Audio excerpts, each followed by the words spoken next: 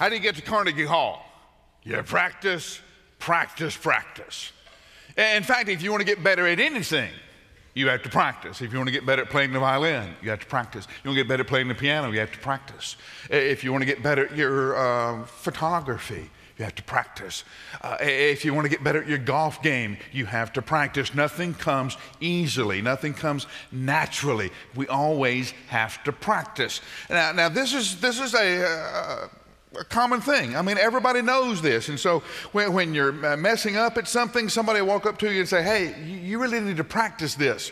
And they're not giving you a compliment. Okay? They're telling you, you're really bad at this and you need to go off by yourself and practice this. So I don't know why it should come as such a shock that we need to practice our righteousness. We need to practice being Christ followers. It doesn't come naturally. It doesn't come easy, and we're not any good at it. So you have to practice. And that is what Jesus is talking about in the 6th chapter of Matthew. He begins to kind of apply some of the great teachings out of the Beatitudes about how we live this great freedom of being a Christ follower in our real world. And we do that, we learn to do that by practice. Verse 1, chapter 6. Stand with me in honor of God's word. Be careful not to practice your righteousness in front of people as to be seen by them. Otherwise, you will have no reward from your Father in heaven. So whenever you give to the poor, do not sound a trumpet before you, as the hypocrites do in the synagogue and the streets, to be applauded by people. I assure you, they've got their reward. But when you give to the poor, don't let your left hand know what your right hand is doing, so that your giving may be in secret, so that your Father who sees in secret will reward you. Whenever you pray, you must not be like the hypocrites, because they love to pray standing in the synagogues and on the street corners and be seen by people. I assure you, they have their reward. But when you pray, go into your private room, shut the door, and pray to your Father who is in secret. And your Father who is in secret, who sees in secret, will reward you. When you pray, don't babble on like the idolaters, since they imagine that they'll be heard for their many words. Don't be like them, because your Father knows the things you need before you ask Him. Therefore, you should pray like this. Our Father in heaven, your name be honored as holy. Your kingdom will come, your will be done on earth as it is in heaven. Give us today our daily bread, and forgive us our debts as we forgive those in debt to us. Do not bring us to temptation, but deliver us from the evil one. That doxology, for yours is the kingdom and the power and the glory, is not in the Greek text. It's not part of the original prayer that was added later, and I'll talk to you about that. Just go right to 14. For if you forgive people their wrongdoing, your heavenly Father will forgive you as well. But if you don't forgive people, your Father in heaven will not forgive your wrongdoing. And whenever you fast, don't be sad-faced like the hypocrites, for they make their faces unattractive, so that their fasting is obvious to everyone. I assure you, they have their reward. But when you fast, put oil on your head and wash your face, so that you don't show your fasting to people, but to your Father who is in secret, and your Father who sees in secret will reward you when you practice your righteousness. This is God's word for God's people. Hear it, believe it, and live. Let's pray together.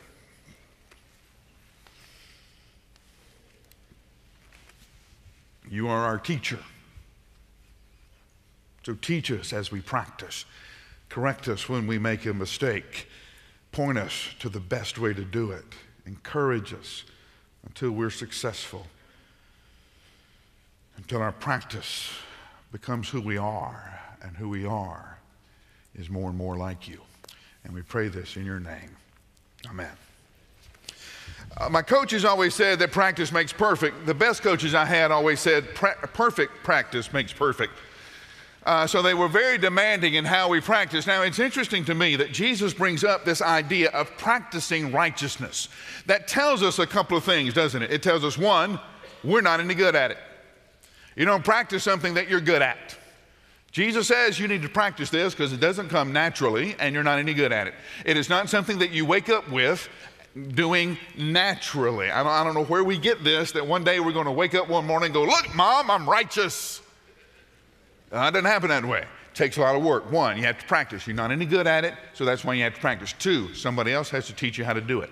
You hire a coach, you hire a trainer, you hire a teacher. So somebody who is better at it than you are, so that you can learn how to do it. We have a teacher, the rabbi. His name is Jesus. We believe our teacher lives and has conversation with his followers and will teach us how to be more like him. 3, you have to work at it long enough so that the conscious action, the action I'm thinking about, becomes the unconscious behavior. You tie your shoe.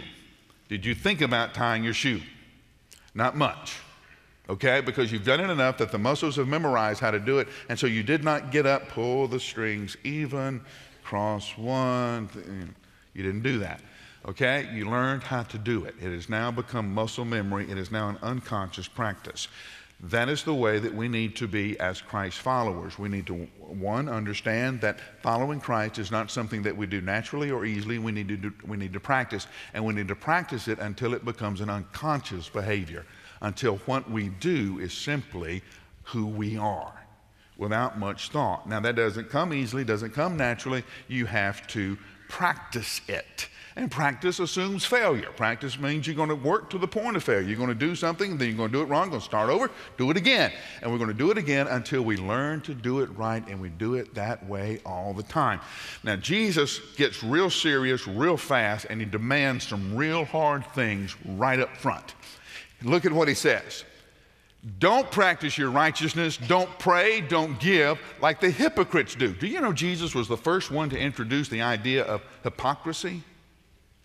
This play acting, Jesus is pulling an image off of the theater of the day. In those days, the actors at the theaters would wear big masks. And that's the way you knew the characters, is you recognized the mask. Inside the mask would be a large megaphone, and that's how the actor was heard, because there was no sound system, was no lighting system. So you could recognize the character by the mask, and you could hear the character through the microphone. It was hypocrisy. It was acting. It wasn't the real actor. You never saw the real person. You only saw the mask. So Jesus says, do not practice your righteousness as those people who have constructed a religious mask.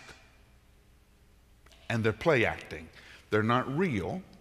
They're actors. They wear the mask. And of course, 21st century America, we have perfected this. We have a Monday mask, we have a Tuesday mask, Wednesday mask, Thursday, Friday, Saturday mask, and of course we have a Sunday mask. We have a parent mask, we have a friend mask, we have a professional mask, and we're always wearing these masks, and sometimes we get in trouble because we forget where we are and what mask we have on.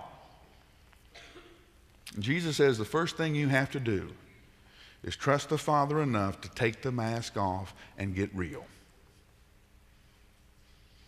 I tell you all the time, the most scary time in here would be Honesty Sunday, when we had to treat the worship service like an AA meeting. You had to stand up, hi, my name is Mike, here's what I'm dealing with. Most of us never get past this because we want to play a game with Jesus. We want to keep the image up with Jesus. We want to keep the mask on with Jesus, and we never trust him enough to get real. That leads us to the second point. You have to choose your audience. You have to choose who it is that you want paying attention to you and who it is you want listening to your prayer. Notice what Jesus says. Don't pray like the hypocrites, when I tell you they have their reward.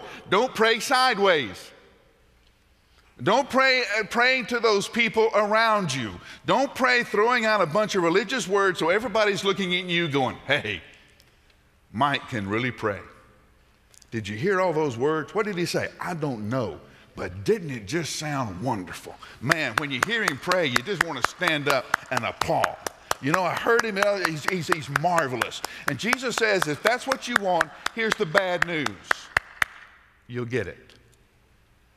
If the only thing you want is for other people to be impressed with your spirituality, with how much like Jesus you are, take your bow, because you'll get it, but that's all. The Father won't hear your prayer, but you'll get the applause, but nothing else. I tell you, they have their reward. They have what they want. You know, one of the hard things about Christianity is more times than not, Jesus gives you what you want. That's hard. So what is it that you want out of your prayers? Who is it that you want listening to? One of the first things you have to do is choose your team. Who is it that I want paying attention to my life? If you want the Father, here's the way you do it. You do it so your right hand and your left hand don't know what's going on. Your left hand is surprised at how generous your right hand is. You don't do it to draw attention to yourself, because you want to keep this in the conversation between you and the Father.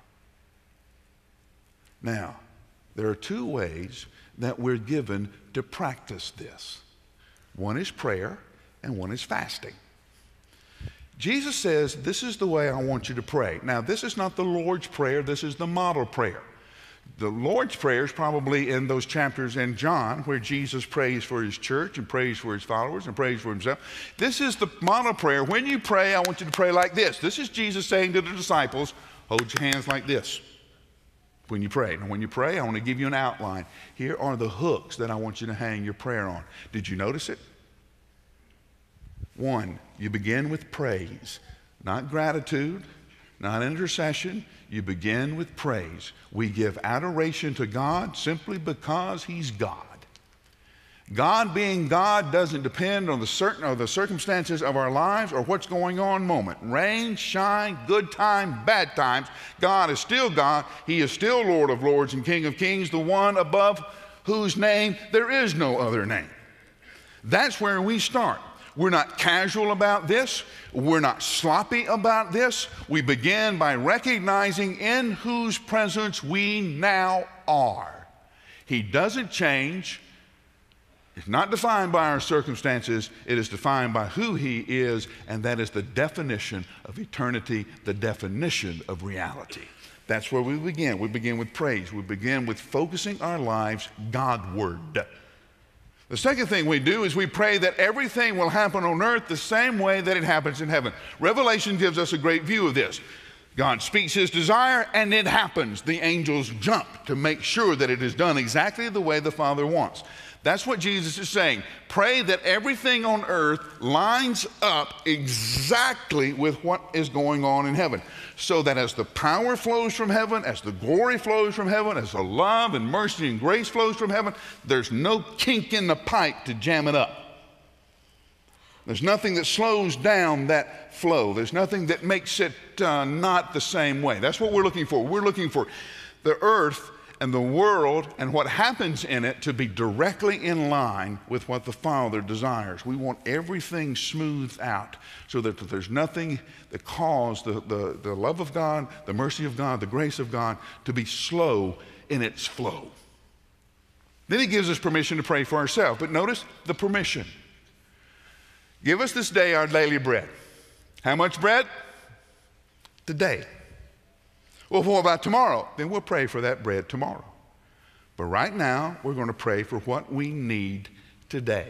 Give us the physical needs that we have today. The manna, Hebrew children in the wilderness, they got the manna they needed for the day, no more. Jesus said a little later in this passage, if you cannot add an inch to your height, and that's an easy thing to do, if you just can't do that, then why are you worried about anything else? Why worry? Too many of us live in the future. Too many of us say, Lord, I'm graduating college, will you get me a job? Lord, I'm graduating college and I'm all by myself, will you find me somebody to get married to? Will you find me somebody that I can spend my life with? Will you make my life happy out here? Will you help me get to retirement? Will you help my kids graduate college and get them a job? You know, we're always out here. We always want Jesus to help us out here. The problem is Jesus is with you right now. Amen. Here. And because you're worried about over here all the time about what's going to happen tomorrow, the next day, and the week after that, you miss that Jesus is with you right here. If you'd pay more attention that Jesus is right here with you right now, then when you got to the place you're worried about, you wouldn't be as worried about it because you would know he's been with me then, here, this day, this day, this day, this day. So tomorrow is the today that you were worried about yesterday. But Jesus was with me then, he'll be with me now, and he'll be with me there. Give me today what I need. Don't give me everything I want, but what I need. What's the next one? Give us this day our daily bread. And forgive us as we forgive those who are in debt. Again, the word is debt. We always have that little mumble when we do the Lord's Prayer, right? And forgive us our mumble, because you don't know if it's trespasses or debt. So you don't want to say the wrong word. So it's, Lord, forgive me. It's debt. The word is debt. We owe him, and we know there's no way we'll be able to repay him. So the way that we take that and show that, the way that we express that is by forgiving the people who owe us. Okay? Now, I tell you all the time, when it's us, we pray for mercy. When it's somebody else, we pray for justice. Right? Now, here's what happens. You say, this person hurt me, this person wounded me, I'm not going to let the love of God flow to them. I'm going to shut that off. I'm not going to let that happen. So you go into your soul and you find the pipe that love flows in and you shut it down. That person will be deprived of the love of God as it has flowed through me. They're not going to get it. They're not. Here's the problem. When you shut that pipe down, everything flows through that pipe. So what was flowing through you now no longer flows to you. You shut it off. I don't want that person to be forgiven. Fine. Then you're not forgiven either. Why? Because it's all in the same pipe. Now, here's what happens. You know what keeps you from forgiving somebody else? The same thing that keeps you from being forgiven. Pride. Pride. This person who has hurt me more than anybody else has ever been hurt in the entire world. In fact, if you line up everybody and pull all their hurts together, they still haven't hurt the way that this person has hurt me. I've been hurt worse than anybody to ever live. It is simply unforgivable what they've done. In fact, it is so unforgivable that there's no way to deal with it except to carry it around like a trophy. Right? I've been hurt. And I bring my friends in. Did you see how I've been hurt? Let me show you. We come around, see I'm hurt. We live as victim, right? I can't do what God's calling me to do. Why? I've been hurt. See, worse than anybody ever in the world. See, I'm very proud of this hurt. See, I've turned it into a trophy now. It's what defines me. It's what my victory is. It's what I live. Oh, and now recognizing the man who's been hurt more than anybody. Thank you. Thank you. I'd like to thank this award now because I've been hurt worse than anybody. No, you haven't. No, you haven't. The person who hurt you is broken and messed up just like you are. And when you go to Jesus and you say, I was betrayed, is this the way you felt when Peter betrayed you? Is this the way you felt when I betrayed you? And we're going to talk about that, and the healing and forgiveness will come. And I'm going to go back and I'm going to forgive that person. Now, you're going, well, what if they hadn't asked for forgiveness? Doesn't say that. Well, what if they don't deserve forgiveness? Doesn't say that. As we forgive, we are forgiven. Trust me, I have read this looking for the loopholes. There aren't any. Trust me on this one. As Christ forgives us, you can't contain the ocean, and the thimble is going to flow out of us, over us, through us, to those wounded people who have wounded us. We will not, in the power of the risen Christ, live as victim. Now, how do we do that? Well, you practice. How do you practice? You fast. Well, you can look around at most Southern Baptists and know we don't do this much. Not something that comes naturally to us. And there's a couple of reasons. One, it has been taught badly for a long time. The other reason is it became kind of a spiritual Olympics. You would hear somebody say, well, I'm fasting because I want to deal with this problem. The guy next to him would go, well, that's nothing. I fasted for 3 days. And the guy next to him, well, I fasted for 40 days. And anybody goes, I can't run that. I don't want to do it at all. So now we console ourselves by eating more, thinking how bad it is that we can't fast. All right, here is the bottom line, okay? When you are born, You are a bundle of impulses. That's all. You're hungry, you cry. You're thirsty, you cry. You're lonely, you cry. Your diaper needs changing, you cry. That's all you knew. I need this, I want this, I cry. Now, some of us never grow out of that, but the point is to grow out of that. The point is to be able to control your impulses, to be in a position where I say yes or I say no, depending on the moment, depending what is best and what is right. So that means when my stomach growls, I'm going to realize it's not because I'm hungry. It's because I've trained my stomach that this is usually the time I send food. The growling is the stomach's way of going, okay, we moved supper from last night, we're ready for breakfast now. And some of you, your stomach's growling now, thinking, well, Mike usually quits somewhere around 12, 12:30. We'll be, okay, so move the food from breakfast. I'll need to be ready for lunch. Few of us ever get to the point of really being hungry. We have trained our stomach. Martin Luther said the stomach is a wild beast that needs to be tamed. Anything that demands our attention, anything that demands we pay attention to it, that's what we fast from. That's what we say no to. And we learn to be more obedient to Christ by the ability to say no to things outside of us that make demand for our attention. Things like television. You come in from work, you come in from school, you turn on television. Why? I don't know. Television said turn it on. And then the rest of my life is dictated by 30-minute segments. I can't leave now, I can't get up now. Why? Because I need to watch this next program. Why? Television said so. Some of us need to fast from television. You need to turn it off. But what if something happens? They'll rerun it tomorrow. Internet. Some of us need to fast from the internet. We need to say no to the internet. Mike, you mean like not get on the internet? Yeah, that's what I mean.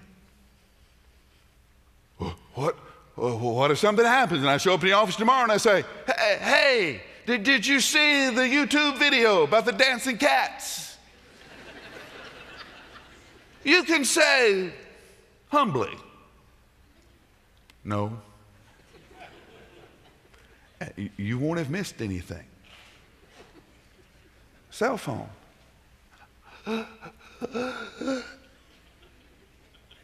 Yeah, turn it off. What if I just put it on silent? No. Turn it off. What if Jesus calls?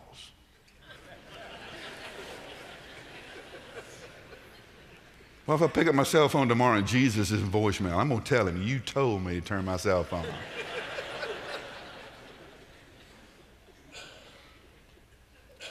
I'm going to say no, and I'm going to practice saying no to those things that demand my loyalty, my attention. Why? Because my loyalty and my attention goes only to Christ, and it's no to everything else. And I'm going to practice by saying no.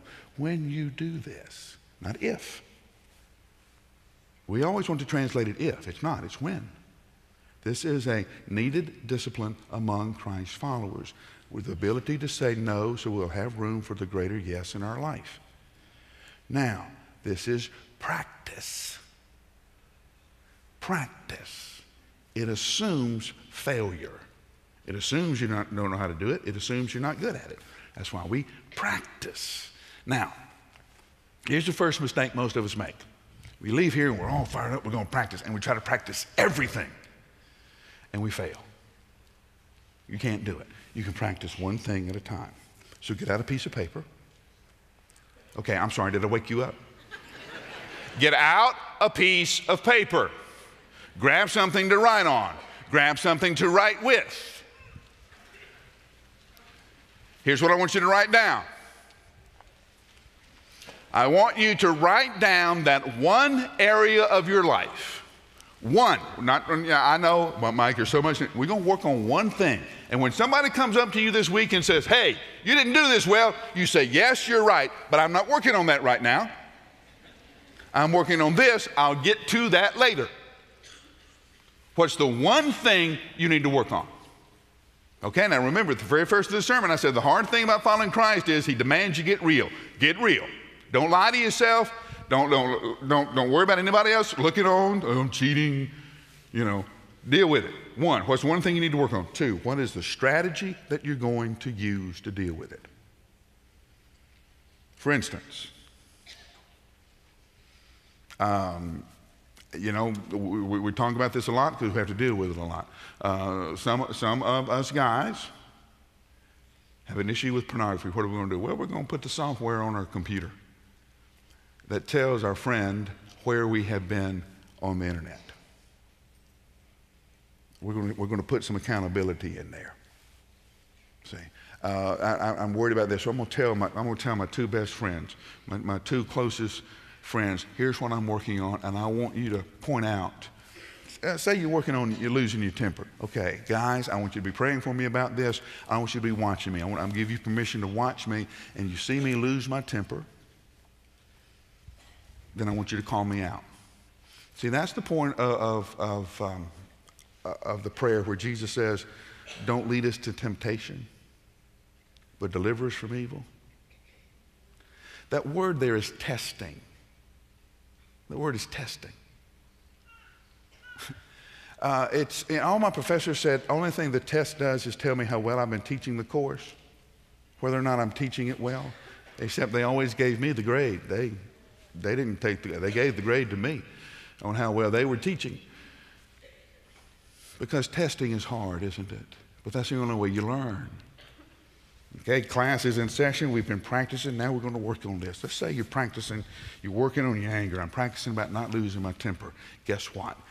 Jesus is going to be, say you do some things like I'm going to read what Jesus says about anger, what the New Testament says about anger. Things like the anger of man doesn't do the works of the righteousness of God. Okay, I'm learning this. Now, when that happens, Jesus will allow you to get in a situation that before would have made you angry. A person cuts you off in traffic. Or you're sitting there with your blinker in the parking lot and somebody comes and snatches the parking place, and they knew you were sitting there waiting for that parking place. They knew that. And you want to get out and explain to them, you know. When you have the blinker on, you got dibs on that parking place. And they did that. And now you have the opportunity to be angry, or you have the opportunity to be obedient, but you don't have both. Now this is the test. Have you been paying attention in class? Then you'll see. The only way you get stronger is by adding more weight. The only way you increase endurance is by running greater distance. The only way you learn how to be a Christ follower is by being put in difficult situations and learning how to trust Jesus anyway. That's hard. That's why we don't like it.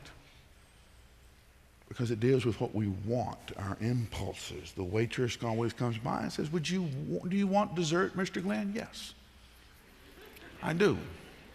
I'm probably not going to order it, but you ask me what I want. I want it all. I want everything in the kitchen back there. I want it all. My trainer always says, do you want to do push-ups? No. That's why I come and pay you. I don't want to. I'm okay drinking coffee and hanging out with you for an hour. That's all right with me. I don't want to. But that's a test. Can you overcome your impulse in the moment and do what Christ wants you to do? Don't lead us there, because that's hard, it's embarrassing, and I fail. But I know I have to do it if I'm going to be like you.